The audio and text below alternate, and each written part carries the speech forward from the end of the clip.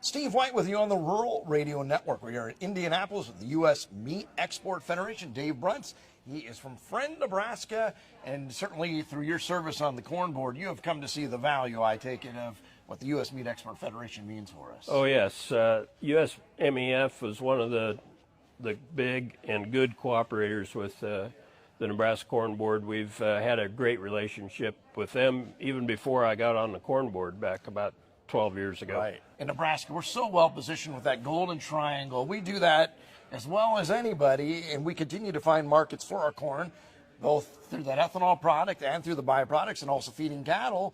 It just works so well for us in Nebraska, and then we've got to get that red meat all over the globe then, right? That's right. It allows our producers to add value at home before we export a finished product. And that's one of the beauties of sending these products around the world. Our own producers within the U.S., not just Nebraska, have had an opportunity to add some value to the products that they grow, and we keep a few more dollars at home that way. Absolutely. And I think we forget that per carcass value that comes through exports because of some of those variety meats. You and I probably want to put a ribeye on the dinner plate or whatever it happens to be, but that carcass gives us a lot of other things. And through the work of USMEF, they're always exploring new avenues and new opportunities in countries all over the world to make full use of that, and that really does bring value back to the farm, doesn't it? Yes, it does. You know, if we had to try and consume those products here in the United States, we wouldn't get near the value out of them because we'd be overrun with heart, tongue, liver, kidney that we export so much of. So by being able to export that at a good price and filling in those voids with cheaper trimmings from the other countries that come through their facilities that meet our USDA standards, we can then add that to our hamburger grind because the American consumer loves hamburger. And so, you know, we don't have to grind up short plate or bottom rounds, things like that. We can add value to that product and buy a cheaper product to make our trimmings go a lot further. Right. And all of this goes back to show the value of the checkoff. And sometimes people say, what is my checkoff dollar doing? Well, it's doing things like this, helping create new market opportunities, because through USMEF, they're very targeted, as I understand, and have people all over the globe that kind of know those individual markets, and then they can try to find ways to work with folks to get those different cuts into use, right? Yes.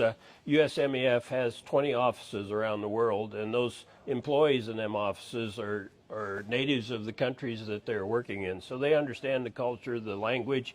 They've got a past history in the beef or red meat industry.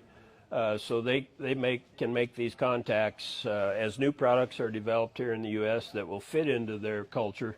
Then they can showcase them, invite in chefs, maybe people that blog or do things like that about different items that the housewife can prepare. So, yeah, those have been very successful around the world. Have you had any opportunities to travel with USMEF and kind of see that work firsthand? Oh, yes. Years ago, was in Japan with when I was on the Corn Board. A year ago was in Mexico City, where they had the Red Meat Symposium, which was sponsored and basically built and brought together by our staff down in Mexico. And so they invited, I think we had about 90 exporters, packers, purveyors from the U.S. down there, and there was probably 400 buyers on the Mexican side, buyers and chefs and things that come to look at the product. But some of these people have done business together for years, but this was the first opportunity to be face-to-face and shake hands and build those relationships even stronger.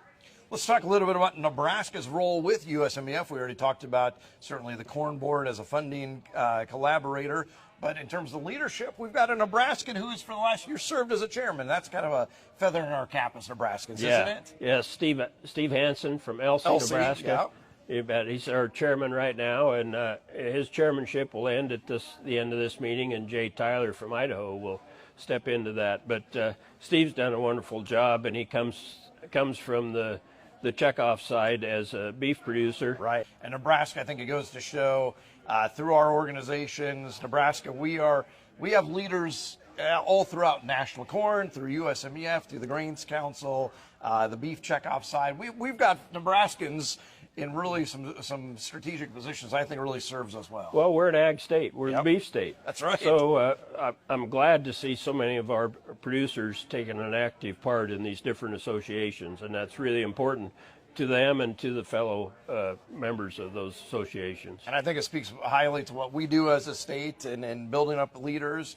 Yeah, I believe we do. I think Nebraskans take a vested interest in agriculture. You know, you show or explain it to these people that come and maybe tour a feedlot or your farming operation, and they'll say, I don't think I could do this. There's just too much going on, and you know, we're price takers, so they say there's just too much stress. You don't know if, and then Mother Nature can also do things that don't work out for you. So you got to love it. And, you know, when you love something, they're not hard work days, they're enjoyable days when you go to work. Well, very good. We've been visiting with Dave Bruntz of Friend Nebraska at the U.S. Meat Export Federation Conference in Indianapolis. I'm Steve White on the Rural Radio Network.